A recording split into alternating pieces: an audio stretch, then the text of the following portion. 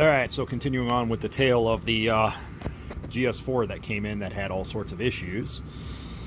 Some parts from Kato showed up yesterday, including some unobtainium. We actually have this guy running pretty decently now. They found me actually a new walkway section, so that's been replaced here. Gone back and we've installed motor clips in there. Remove the solder. You got to be careful with their using heat because somebody overheated this thing, and these sleeves that the bearings fit in, they started to work their way loose, but we got that addressed. Removed the slugs of solder from the top of here, re-isolated everything. Wasn't able to get those pins popped off because there was too much heat, so we have a new frame for this. And just for the time being, I got this board installed in here because before I waste the time throwing a $100 sound decoder in here, we're going to make sure it runs properly on DC, which I actually already have, but and everything fits back in there. It's got a new drawbar set. And you go up into storage and find the correct couplers for the front and the rear.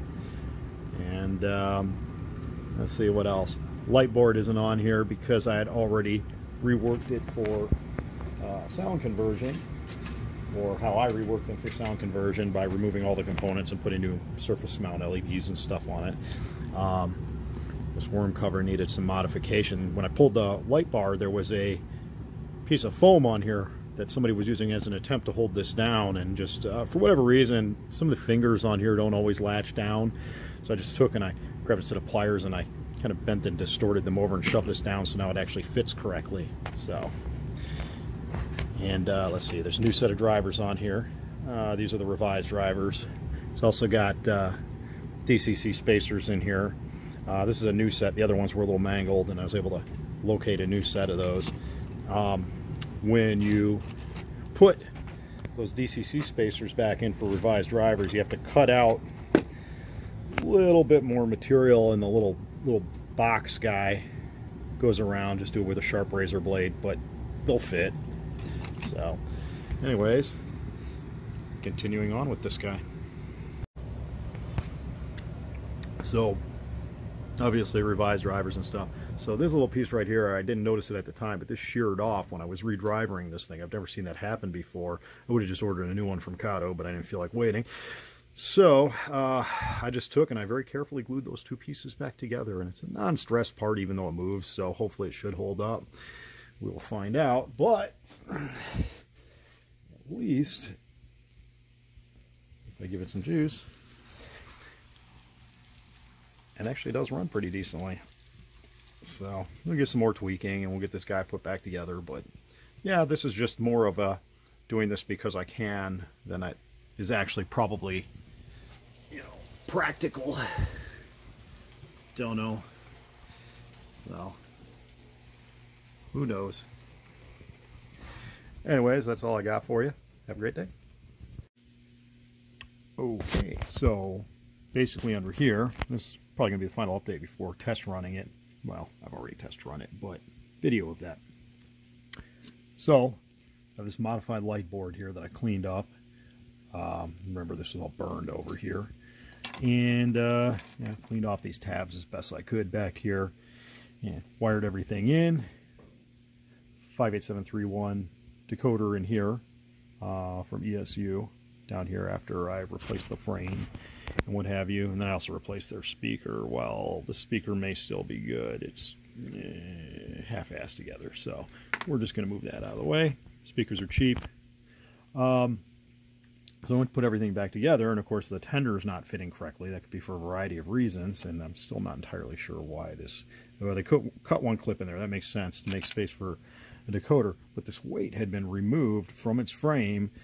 And I'm like, why is this not fitting correctly, and why are these not latched down? Somebody put some double stick tape underneath, and I'm not sure why, because it's pretty well situated on there.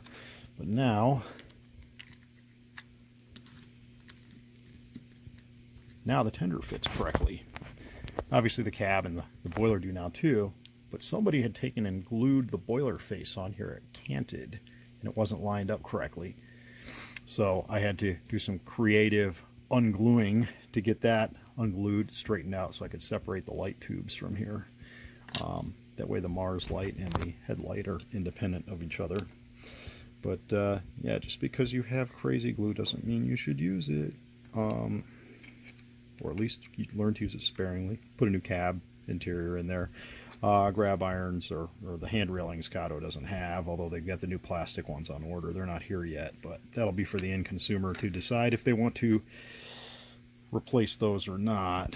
I was able to repair the long boiler ones, but the short ones are just non-existent. Those don't exist at Kato. Same thing as these. At some point Kato will have the plastic ones in stock. And I've got a pilot over here somewhere. There's a new clip and a new coupler in there. Person also sent in another GS4, and they usually have a parts bag with a spare one of these, so I might just raid it out of there. So yeah, we'll get some video of this thing running here in a minute. All right, okay, so this should be the final video for the or final segment of videos for the GS4 that came in all sorts of screwed up. I actually have it all back together, and everything's programmed to test it, so I just figured I'd do a quick proof of life video on this thing. But yeah, this is definitely one of those things. It may or may not have been worth it to repair it, but you know, it is what it is. Sometimes you just do something because you can, not because you absolutely have to. So anyways, to recap, we replaced the frame in here. It's got a different decoder in here. We removed some custom work in here. The whole unit's been redrivered. Obviously, because I installed sound in it, it's got a modified light board in there. And a bunch of other screws. Oh, this whole front sill was replaced because that was cracked up there. At some point, Kato will have grabs if the end customer wants to replace those, but they're not in stock right now, so I'm not going to worry about those. Replaced all the couplers, cleaned it, lubricated it, tested it. It actually runs pretty nice now. So, without further ado, I am just going to hit F8. And I'm going to give it a headlight. I'm going to give it a Mars light. There we go. I'm going to...